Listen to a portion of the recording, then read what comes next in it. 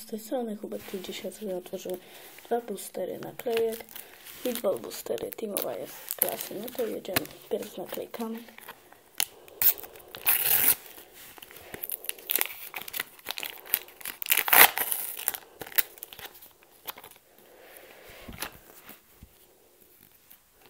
O Błaszczu, herb Napoli,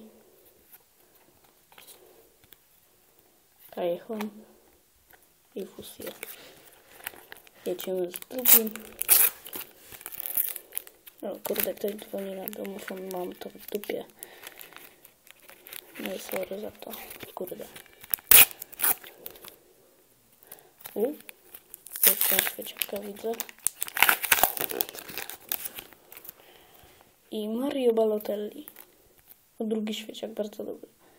O Koite. Jest Real Madryt, ale strzał. Oscar i Lawoteci. No to chyba lepiej być nie mogło. No i pewnie teraz przez to nic nie trafimy. T-Mobile. Tutaj nam boski Mario Balotelli upadł. No i tak, idziemy teraz z Ekstraklasą.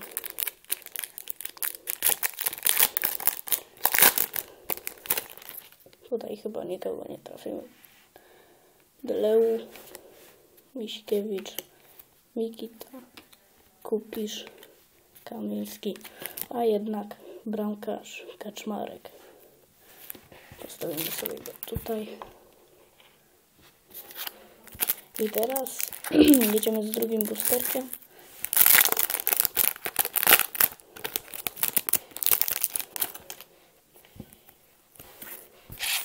I tak, Rymaniak,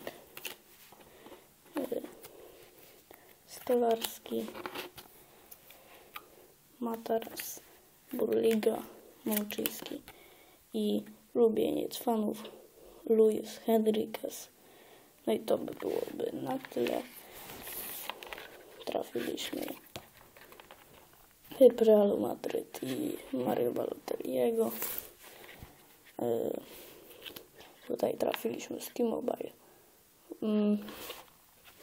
Luisa Henriqueza i Wojciecha Kaczmarka. No i to by było tyle. Cześć, na razie.